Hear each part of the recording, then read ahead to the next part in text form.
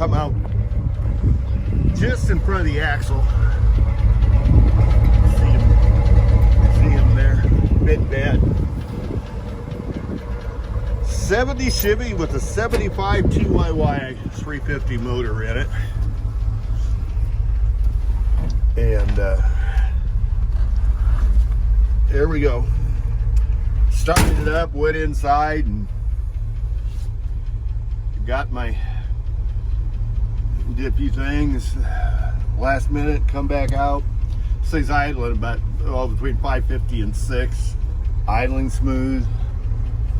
And we're gonna take a road trip today.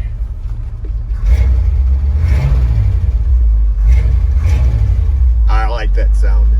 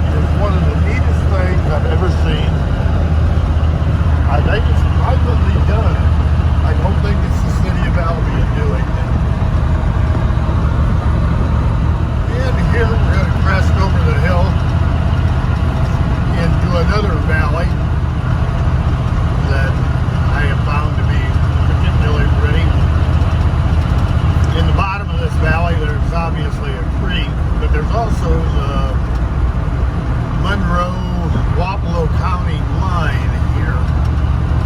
And I'll be turning to the right here. We're going down to my friend's house, returning the scaffold.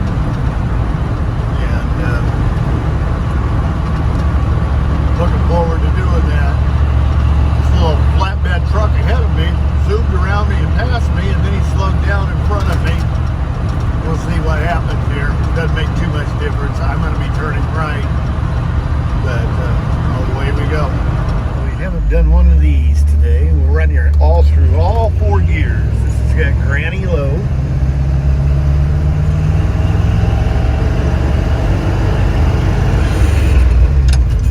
And I drive it like a truck.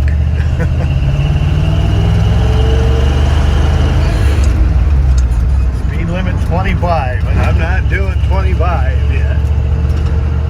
Oh,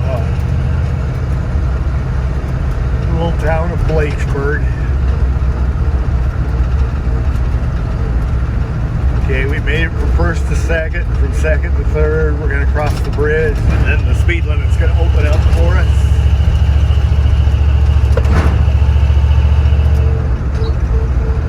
Well, I said the speed limit was going to open up for us. We may not get through all 4 gears. We're going to make it. There's the speed limit 55 sign. Yay! Well, that will eventually go into that 36 Dodge or 36 Plymouth I showed you the other day. Got the right fold in too, right? Should go right in there. And I'm at my buddy's place here, and he's got some cuties here. I'm going to show you a couple of his cuties. One of which is this old thing. He just started it to move it. That thing runs like a sewing machine. 35 Dodge, early model cab. He's had this longer than what I have known him. And just some cool old stuff. Takes me back to my boyhood days where my dad had a couple of these things. And there was a time that my older siblings can tell you that my dad's old Dodge trucks were their main mode of transportation. Some rough rides to church in those things. This I can't get around to the front of, but it's like a 55 Ford old grain bed truck. That has less than 40,000 miles on it, and it comes from out west. There isn't a spot of serious rust on here. There's a couple places where it's a little dinged up. That's going to be an easy fix for him and everything like that.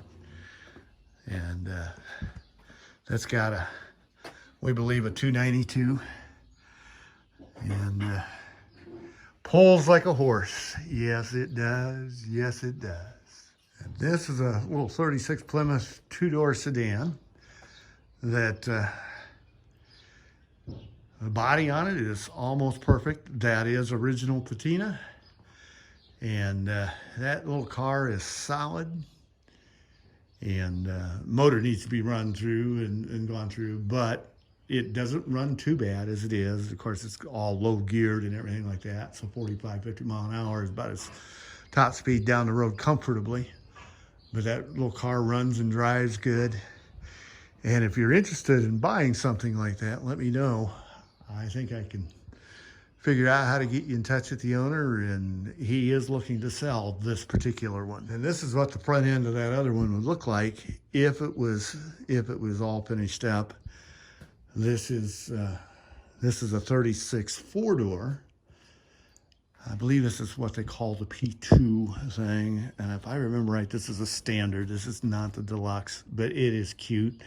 He's got this set up to where that little 6-cylinder engine will put that thing down the road 75 mile an hour with no problem at all. Drives nice, drives straight.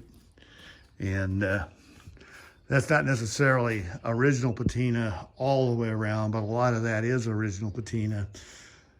And he's proud enough of it that obviously he keeps it covered up here in the storage area. And There we go.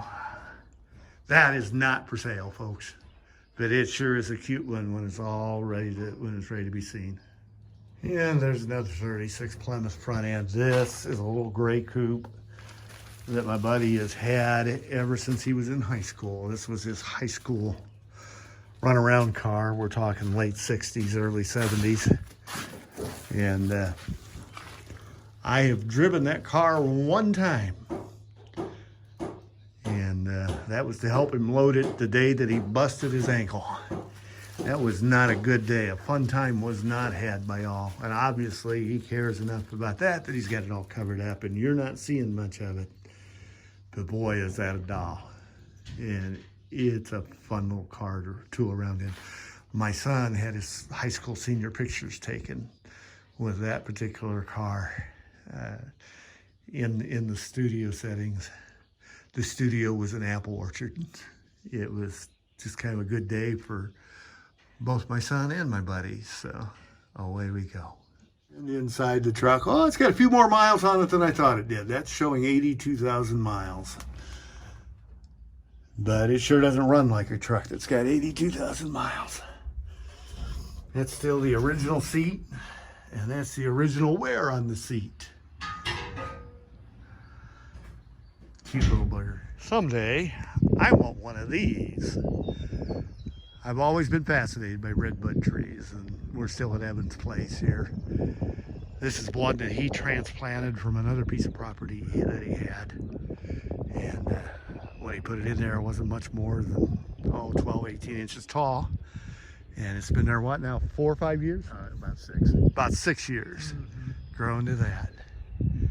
And, oh, hey, we got honeybees here. Do you see him up there, Evan?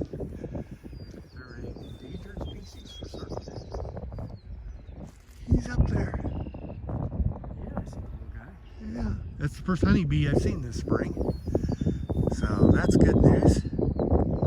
Yeah. Gentlemen need some lunch. I can whip up some sandwiches. Away we go.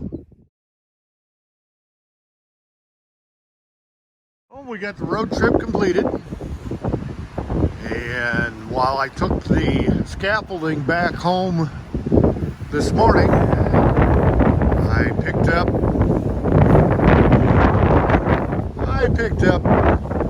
some parts for the old 36 Plymouth. I've actually had these here before, and at one point I thought the 36 Plymouth was going to go back to where the guy who provided it to me. That's a long story. It's our business, and it's quite okay. But there will come a time when that will run again. You see there's a frame on top, and it's protected. The car itself was protected with some shims between the frame and the body there. And that frame is actually in about as good a shape as you could expect an old frame. What would it be, 36? That would be 84 years old now. What fun. And so I've got some parts and stuff here that eventually here at some point, once I get a few other things taken care of, probably not this year, not next year, but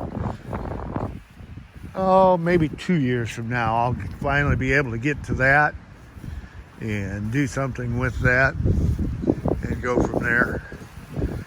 But yeah, it's been a road trip day. The little white Chevy has done another good job. It got me there and back without any problem at all. I put about 165 miles on the old Chevy today, and it got about 14 miles to the gallon on the road, which for an old Chevy, an old 350 Chevy of that vintage, that's not bad mileage at all. And there are times it even gets better when it's run consistently and that kind of stuff. But the little white Chevy is one of my favorite vehicles. You wouldn't know it looking at it, because like everything else, it needs a lot of attention. But hopefully here, once we get some stuff done here, hopefully we'll begin to get all sorts of mess is cleaned up, I am anxious to get that corn crib off of the to-do list. Because at that point then, I should be able to start arranging my tools to where I can work in any of the shops I really need to. And that old little white Chevy, in case you haven't already recognized it, no, that's not the original bed on it. That's not the original left door on it. Matter of fact, it's not the original right door on it either. But that little thing is a cute little truck that just has done me well. And I am really, really happy to be the owner. Somebody explained to me the other day that those wheels are called saw blades. The amazing part about it is, and I've double checked this, those are obviously not stock tires on stock rims, and yet amazingly the speedometer on that is extremely reliable. If anything, it reads just slightly slow. Usually when you put oversized tires on something, it reads let me explain what I really mean here. Usually when you put oversized tires on it, the speedometer reads graphically slow, and when you say it's showing you're doing 60 mile an hour, a lot of times you're doing as high as 67, 68 mile an hour. This one, when it reads 60 mile an hour, even with those oversized tires on it, when it reads 60 mile an hour, you're going about 59.9. It reads about 1/10 of 1% slow and fast. Yeah, it's reading just slightly fast. But I can live with that. As you can tell, I got a little bit of weight on there. There's some stuff down on the bottom of that that's some heavy stuff, some driveline stuff, and that kind of stuff for the old Plymouth. So that'll probably get unloaded sometime later in the week. There's nothing there that couldn't survive a rainstorm if one happens. We're not supposed to get any more rain though until sometime after afternoon on Sunday is the way the weather forecast is looking at the moment. So we'll get back on that shed tomorrow. Hopefully get the rafters on, get the thing sheeted, get some felt paper on. That was one of the things I did, was I picked up the drip edge. That's what's over there teeter-tottering over on Dale's truck over there. So little by little, we're gonna go forward. But the little Chevy truck, still doing what I'm asking it to do, and doing it quite handsomely.